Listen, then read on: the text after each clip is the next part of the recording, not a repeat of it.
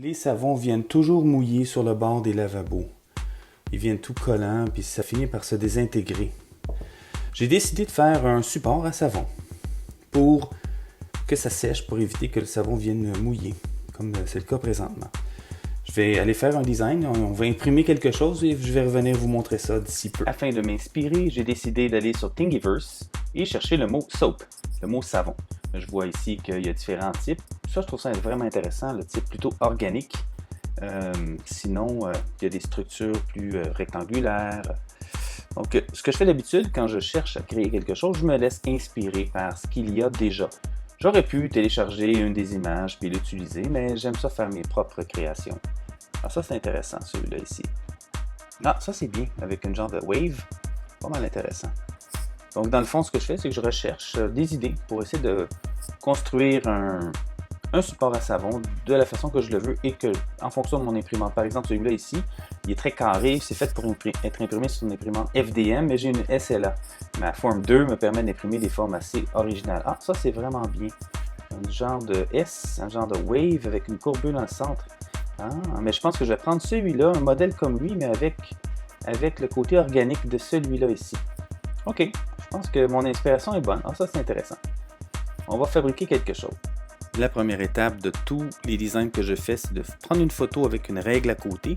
Je charge l'image dans Fusion 360 et je me base sur ça pour dessiner mon objet. Donc ici, on voit la création de l'objet à partir de lignes. Je fais l'extrusion en 3 dimensions. Ensuite de ça, je fais quelques petits ajustements et je suis prêt à passer à l'étape suivante.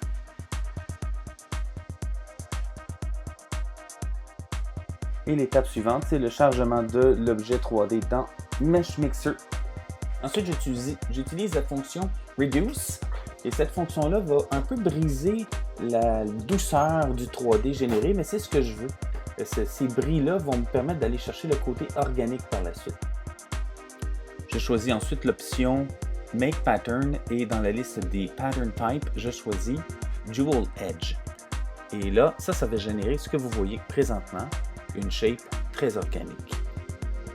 Un petit retouche et je le régénère à nouveau parce que je n'étais pas satisfait. Je veux que ce soit vraiment très organique. On le voit vraiment bien ici.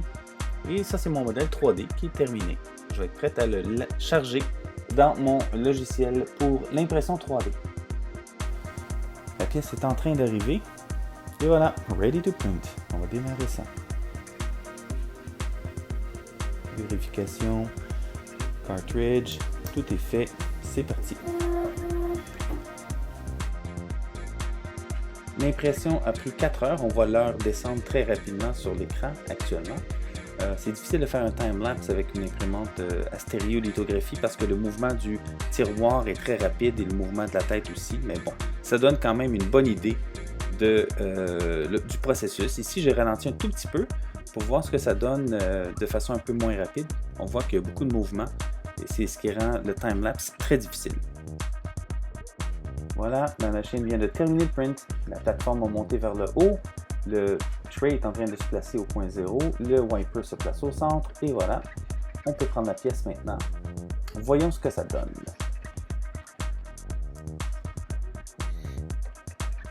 OK. Ça donne pas l'effet que je pensais, mais c'est un peu curieux avec toute la structure. On va rincer ça. Et on va ensuite détacher ça. Le rinçage, très rapide, très simple. On dompe ça dans le panier et c'est parti.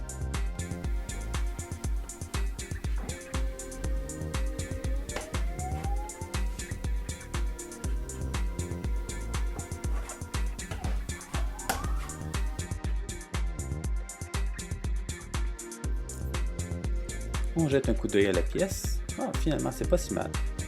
Une fois dans la main, ça va. On va mettre ça à la cuisson. Ça, c'est vraiment spécial à voir dans le four à ultraviolet. C'est très science-fiction comme image, je trouve.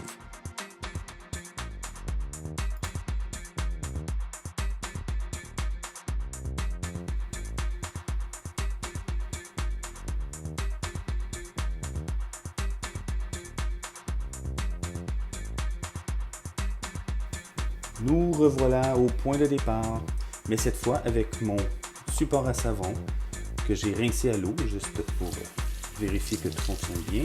L'eau s'égoutte bien à travers, il n'y a pas d'accumulation d'eau. Et si on met le savon dessus, ça va lui donner une chance de sécher. Comme on voit, il y a beaucoup de place à l'aération. Il ne va pas glisser à côté non plus, il va rester bien en place. Puis c'est pas glissant tellement, donc ça reste sur le lavabo. Un autre print de réussi.